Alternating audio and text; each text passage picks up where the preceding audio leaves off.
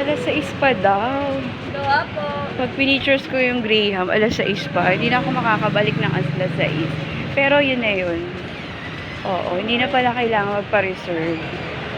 So, ganong oras. So, dahil lot-lot tayo doon. Pero we have initial footage na. Yung pala yung famous Graham. Gusto ko siya matikman. Siguro susunod. No? At nag-set na rin ako ng interview. Siyempre, bibili ka. Yun ang vlogging. Gagastos ka. Oo. Kaya ang practicality ng Madam UK, gusto ko mura lang, pinipictures mo. At dahil dyan, si Raymond, kumatok na naman na meron na daw 2 for 15. Ang outfit hindi problema sa akin. Kaya lang sana bukas. So, ayan. Asa si Raymond? Ito ang 2 for 15. Opa. Si Madam UK. Oh, pak. Oh, pak. Hindi ko pa kasama si Tito Boy. Oh, ayan. 2 for 15. Dito ka ngayon. Oh, ayan si Raymond. Ang Queen of Ukay-Ukay. Pero Tito Boy, wala pong ano dito, scarf. Pero si Mother Water Lily. So, pwede siya sa mga apps. Sandali lang, Raymond. Nagbablog pa ako. Oo. Oh, pak. 55,000 yung ano nila. Oh, diba? Ganda. So ako, ayoko niya. Kinukumbulsyon pa ako dyan sa ganyang presyo. Dito lang ako sa 2 for 15. So maraming beses ko na ito pinitures. Meron pa nga minsan 5 piso eh. Oh. Diba? Lalaban mo lang. Advantage din kasi na marunong ka. So ilang, manalo diba? So parang feeling ko, gusto ko ng mga jacket. Oh. Pak.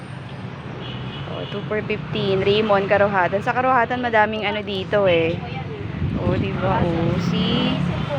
Kaya lang alam mo, hindi na tayo payat eh. Imagine mo yan. Oh, ang ganda. Hindi na ako payat eh. Kung payat lang ako. Diba? So, mamaya. I-scan ko lang sa inyo ha. Oh, pa. To. Getsong ko to. So, syempre. Oh, diba? Arte ka pa ba for 2 for 15? Oh, kuri-kuri yan. Lumalaw lang ako para hindi.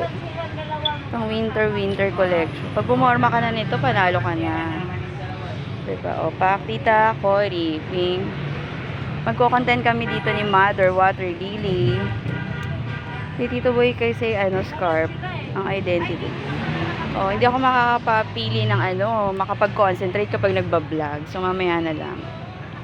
So, I did a lot of vlog na here. Kasi nga talaga namang panalo ang mga ukay-ukay ni Raymond. O, pak. For 50. Yung mga unusual. Yun ang usual yung binibili ko. Advantage kasi kapag mapapayat. Ang ganda pa ng lapat sa kanila. Pag mataba na. Hindi ako nagbabody shaming. Ang binabody shaming ko yung mismo yung sarili ko ha. Let me clear. Kasi nga tumaba ako. Doon lang tayo sa realidad. Huwag masyadong sensitive, bashers. Ang OA. So, ako ang binabody shame ko yung sarili ko dahil tumaba nga ako. So, ayan, pinakita ko na to support may ukay-ukay ng aking kaibigan na si Raymond. Meron din silang branch, na gaya na sinabi ko, sa Araneta Square. So, siya, dahil ako makapag-concentrate, mamaya na yung ukay-ukay. Unpacking natin kung ano yung mga nabili ni Madam UK. 100 lang ako dito. Okay, siya.